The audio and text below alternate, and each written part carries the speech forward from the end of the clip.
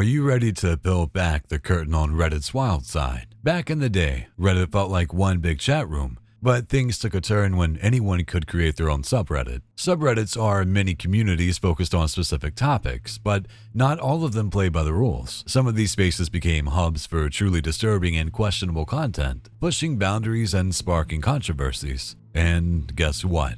I found subreddits that take disturbing to a whole new level. Buckle up. This rabbit hole is going to be deep. You won't regret learning this, trust me. I dug deep and it's pure madness. At the center of it all, Michael Brush, aka Violent Acres, Reddit's alleged trash king. This guy thrived in Reddit's early anything goes era, running cesspools like r/jailbait and r/creepshots. Creepy doesn't even cover it. He stirred out hundreds of subreddits full of cringe, all under the cover of free speech. Despite his garbage content, Reddit's admins weirdly celebrated him. Thankfully, these subreddits are banned now, but the chaos he caused, absolutely insane. Here's the breakdown of his legacy. r/jailbait. You won't believe the wild ride I took digging into one of the most disturbing corners of the internet, r/jailbait. Seriously, this subreddit was a total nightmare, and is a story icon of this disturbing subreddit. Let's rewind to 2008 when this subreddit popped up. Imagine a place on Reddit where people were posting sexualized photos of underage girls. Yeah, you heard that right. It was like a creepy carnival of exploitation, and it didn't take long for it to blow up in everyone's faces. Fast forward to 2011, this is where things got real.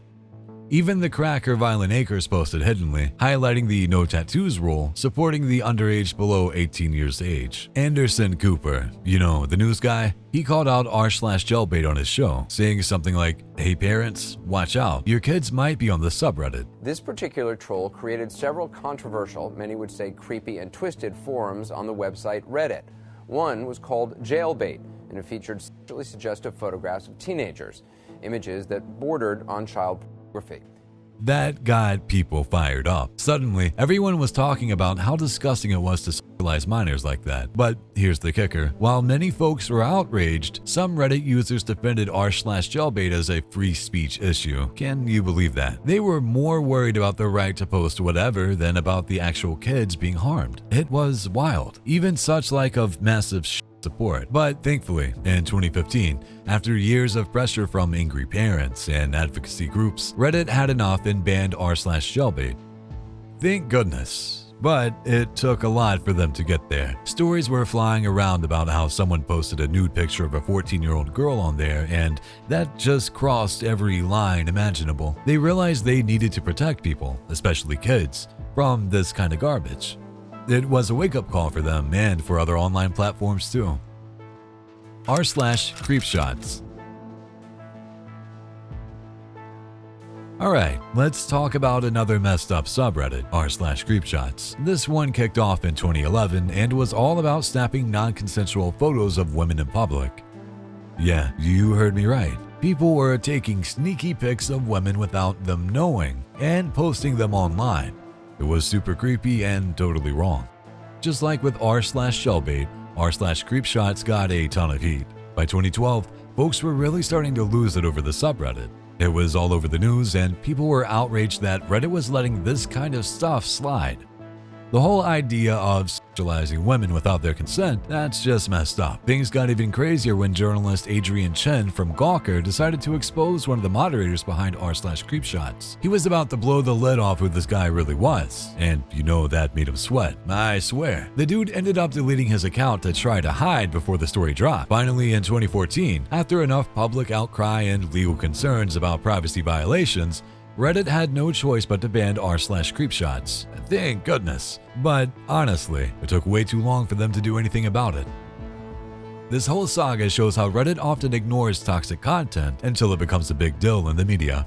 They only seem to pay attention when they're getting called out. Even after banning r/creepshots, similar subreddits popped up right away, proving that shutting one down doesn't really fix the problem. The r/creepshots mess is just as wild as r/jailbait. It shows how some people will go to crazy links to get their kicks online.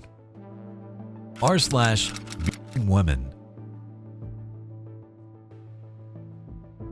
Another one, and the story of r/being woman and its sequel, r/being woman 2, is just the ridiculousness and horror of it all. r/being woman was created in 2012 and was exactly what it sounds like, a subreddit that glorified violence against women. It was filled with graphic depictions of women being beaten, and honestly, it was a total nightmare. The subreddit got a lot of attention for being disgusting, but it wasn't until 2014 that Reddit finally decided to ban it. Why? Because the moderators were sharing personal info about users and trying to protect each other from getting banned. Classic Reddit, right? But few among the people also backlashed this concept and raised voice against this shitty rot brains. When the ban hit on June 9th, 2014, people were relieved. But the founder didn't just give up and rebooted the subreddit under the name r/being women 2. Like, seriously. This new subreddit was still all about celebrating violence against women, and it didn't take long for people to start calling it out again. In a weird twist, some users tried to argue that being could mean losing at a game or something silly like that, but in common, you get the point of what I'm trying to say right there. It wasn't something simple. It was really bad for a woman, violating her personal life to normal life. But let's be real, nobody was fooled. The subreddit was still promoting harmful content, and Reddit had to step in again. r/chocobitch.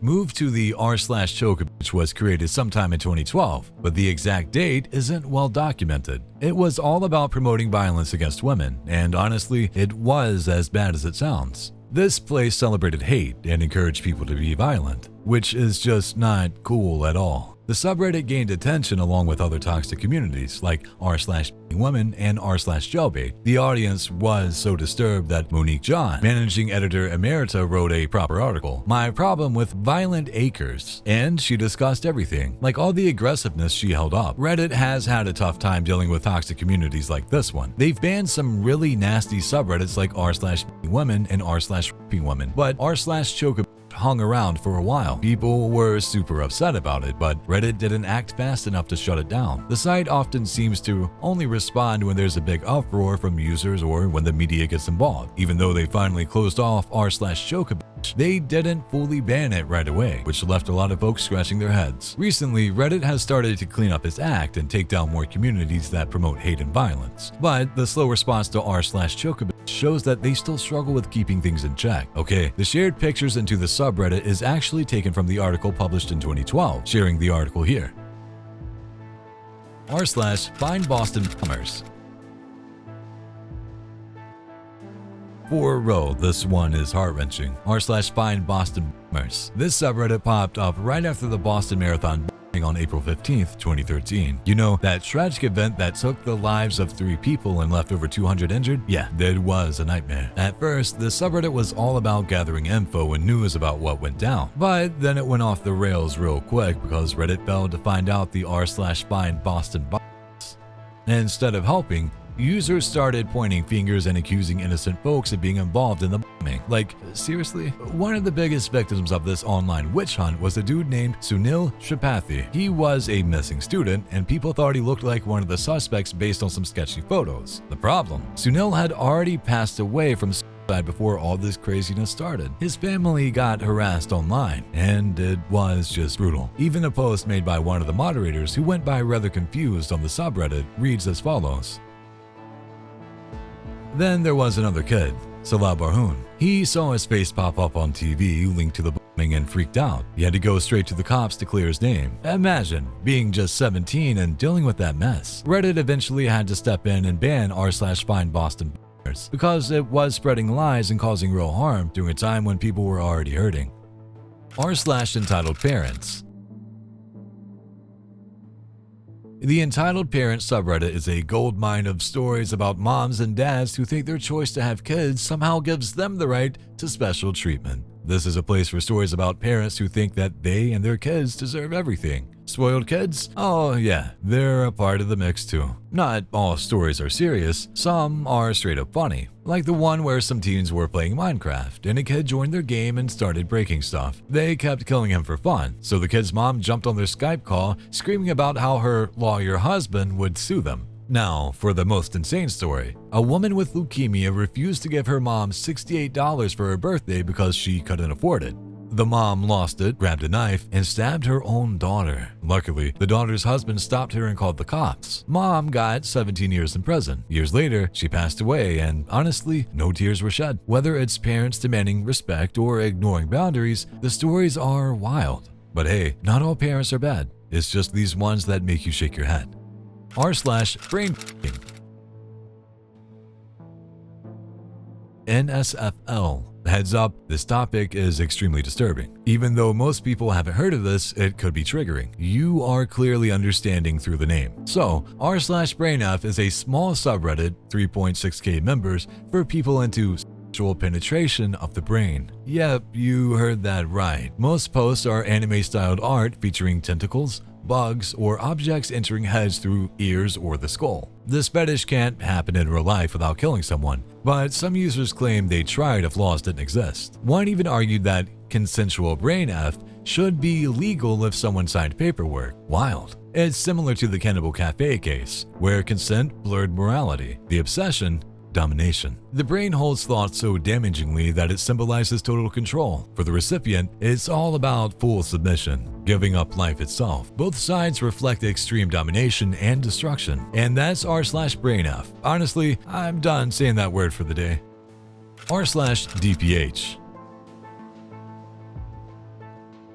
Last but of course not least, man. The DPH subreddit is a total disaster zone. It's all about people popping stupid amounts of Benadryl, yeah, the allergy pill, to trip out and see creepy stuff like spiders, shadow people, and some dude they call the Hat Man. Seriously, it's a collection of people ruining their lives for a high that sounds more like a horror movie. The worst part, a lot of these users are kids or teens who saw some dumb Benadryl challenge online. They take insane doses, hallucinate themselves into oblivion, and end up in the hospital, or worse. There are stories of people having seizures, frying their brains, or straight up dying. This subreddit is basically a front row seat to people self-destructing. If you're even thinking of checking it out, don't. This page is straight toxic. So, there you have it. These corners of Reddit are proof that not every part of the internet is worth exploring. Seriously, don't waste your time into this garbage. Thankfully, many of them are already banned. If you liked this breakdown, drop a like, hit subscribe, and tell me what you think in the comments. See you in the next one.